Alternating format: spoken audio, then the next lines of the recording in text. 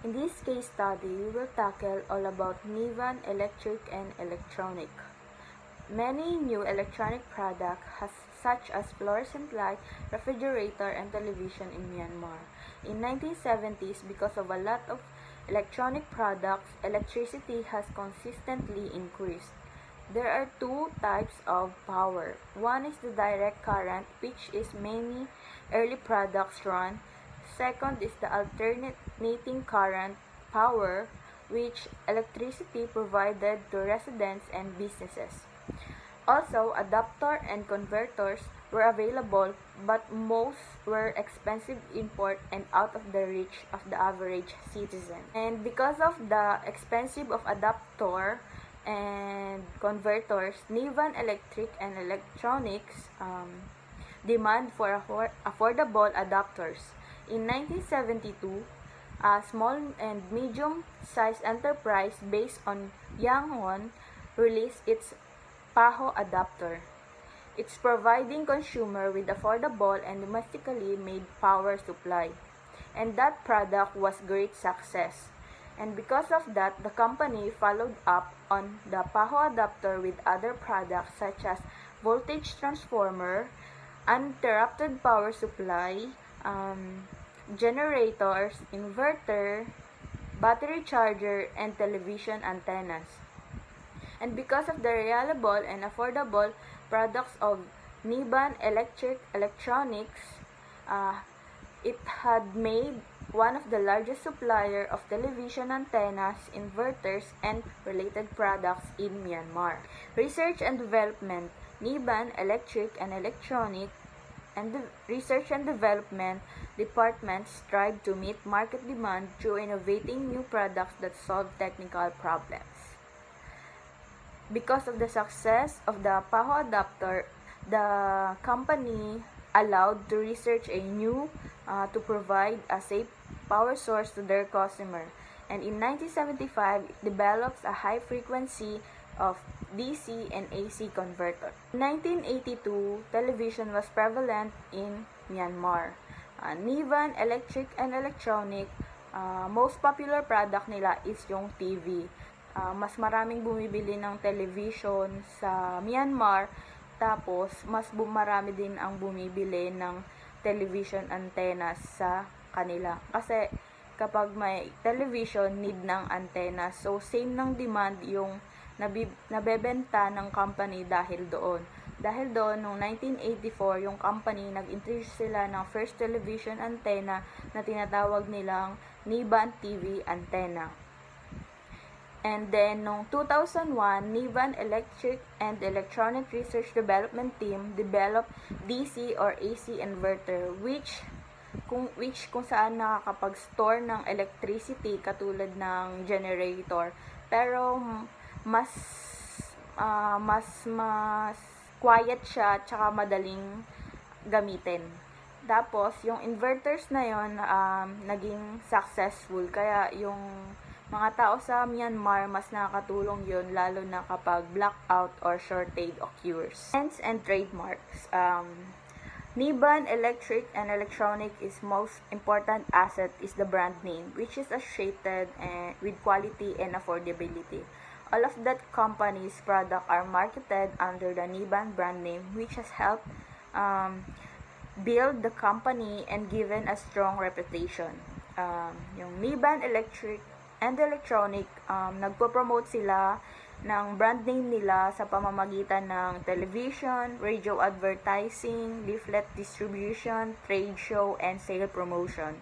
Ang Nivan Electric and Electronics has therefore registered trademark for a Nivan brand name and also for the PAHO Nivan name with the Registration Office of Deeds and Assurance of Myanmar.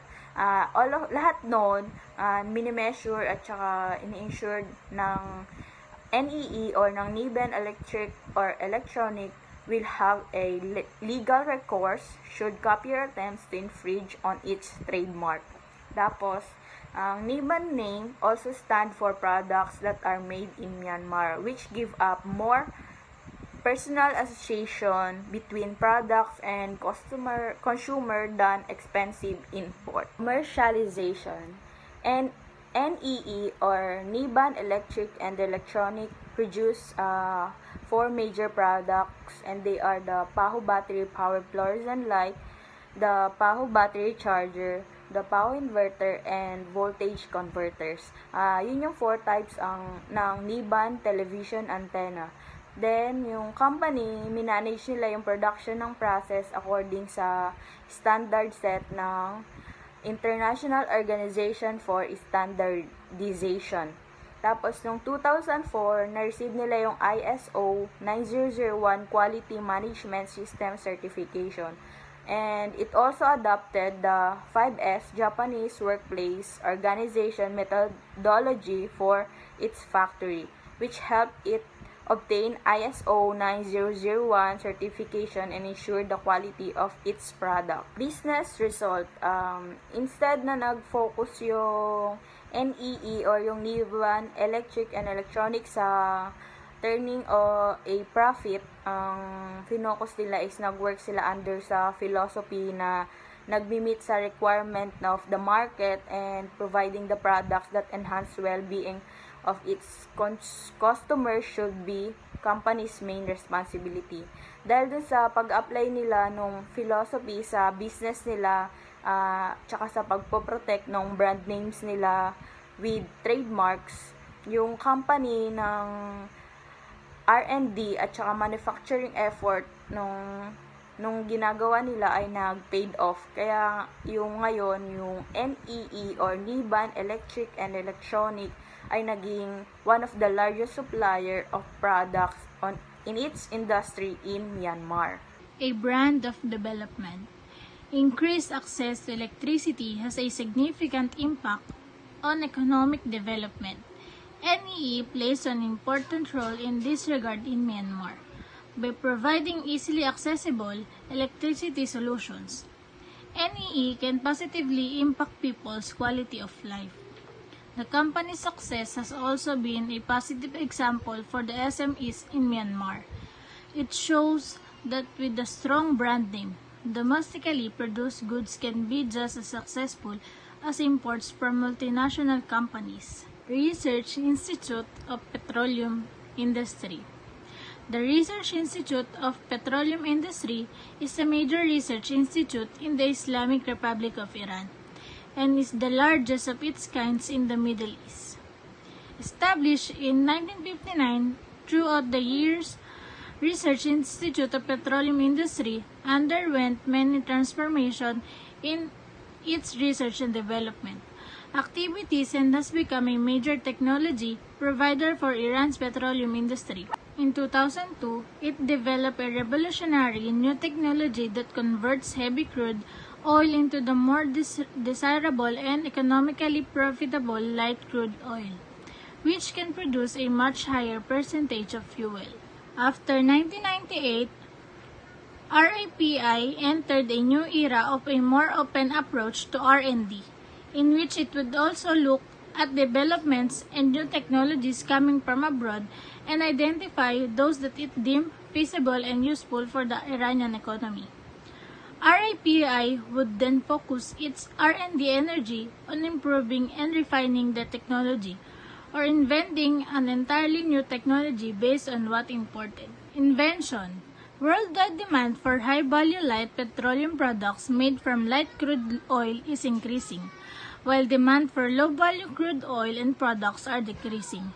Because of these factors, the worldwide petroleum industry is increasingly focusing on upgrading refineries to maximize the product of light crude oil products. HRH technology is one of the world's most effective methods of converting heavy crude oil into light crude oil. The term hydroconversion essentially explains how the method works. From 70% to 80%, hydrocarbon bonded sulfur is converted into hydrogen sulfide, and heavy metals are eliminated from the oil and recovered as metal oxides. There are two important applications that HRH technologies can be used. First one is refining and second one is wellhead. In the course of refining, HRH technologies turns the less useful things into something. For example, the crude oil Much like natural gas, crude oil is a material that is used in residential, commercials, and industrial locations. One of the main uses for crude oil in these areas is oil being used for heating purposes. Crude oil is used in homes for space heating, water heating, clothes drying, cooking, and etc. Crude oil in Iran has low added value and also difficult to market. Those small amount of crude oil remain in refineries after the main part has gone or been taken or used. In other terms, they become residue. HRH technology made an idea to upgrade that residue and make it into something that can produce light oil products. Light oil products receives a higher price than heavy crude oil on commodity markets because it produces a higher percentage of gasoline and diesel fuel when converted. When a light oil undergoes further conversion to ever lighter molecules and finally to methane, which is the most thermally mature state of the original kerosene. In a process of refining crude oil, there are two. In a conventional refinery, when a crude oil undergo into the process, 50 to 90% is the products and there will be 10 to 50% residue. While with HRH and refinery, 100% products and there will be no residue simply means HRH technology can make the crude oil useful because there will be no residue left. While in the wellhead, when we say wellhead, it is an industry term refers to transporting and marketing oil. Heavy crude oil via pipeline is usually difficult to transport because of the high density and viscosity and very low mobility at reservoir temperature. In some cases, the formation of emulsions such as the oil-water mixture produced from the reservoir. Also, it is expensive to transport and market. This is where HRH technologies enters. It can negate the cost by turning heavy crude oil into lighter, more valuable, and easier to transport product. The next is the partnership of RIPI. With the change in RIPI's R&D, the institute decided to improve the way they develop new products. That's why they inserted effort on focusing on looking to developments abroad to see how they could be domestically incorporated, which naturally led to RID's partnership. In 2000, RIPI proposed a project. In order for that project to meet the needs of the industry, RIPI seek help to those people from other countries. So basically, RIPI searched for a company abroad for the project's purpose to be known. Russian company Napta Technologies and Investment or NTI and RIPI entered into a joint development agreement after NTI assessed the potential of the technology by conducting various technical tests. Because of that, RIPI supplies NTI, which gave RIPI an opportunity to conduct further R&D and ultimately commercialize the end product. RIPI also entered into two partnerships to build conversion units for pilot testing. National Iranian Oil Company or NIOC is a government-owned national oil and natural gas producer and distributor under the direction of the Ministry of Petroleum of Iran. NIOC financed the construction of a 2-barrel per day plant which became successful that paved way for a second partnership with the National Iranian Oil Refining and Distribution Company or NIORDC. It is also a part of Ministry of Petroleum of Iran. They undertook to perform all operations relating to refining and distribution of oil products. NIORDC financed the construction of a 200-barrel per day pilot plant near the Bandar Abbas refinery in southern Iran. For IP management, intellectual property played an important role in the development and commercialization of HRH technology. RIPI's first national patent was registered in 1986, and by 2003, researchers at the institute had registered nearly 50 national patents. Nevertheless, RIPI lacked a systematic approach to IP management. Decisions relating to IP rights or IPRs were generally left to the discretion of individual researchers concerned. In the early 2000s, RIPI was involved in over 70 international research collaborations, such as the NTI. RIPI gradually realized the importance of IPRs and in particular patents, which were the vital for successful research partnerships. In 2002, RIPI decided upon a more proactive attitude toward IP and hired an IP expert to establish a dedicated IP department within the institution. HRH technology represented one of the first to benefit from this new vigilance towards IP, the result of which shaped RIPI's IP management strategies and revolutionized the way in which the Institute handled its IP ever since. The IP department's strategy for patents follows the following order. A patent of IP and legal professionals assess the patentability of the invention through a thorough patent information search. A national patent application is drafted.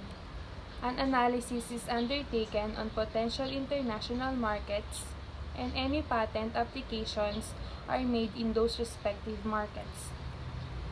An additional measure to prevent early disclosure and in order not to overlook marketable technologies, the IP department scrutinizes all research papers and presentations that are to be published in journals or presented in conferences. In order to avoid infringing on any already existing patents, the IP department recommends that freedom to operate or FTO studies are undertaken. Such studies include a careful inspection of the closest prior art and any potential or ongoing patent applications to help recognize any overlaps. This paves the way for taking timely measures to mitigate any potential risk or infringement.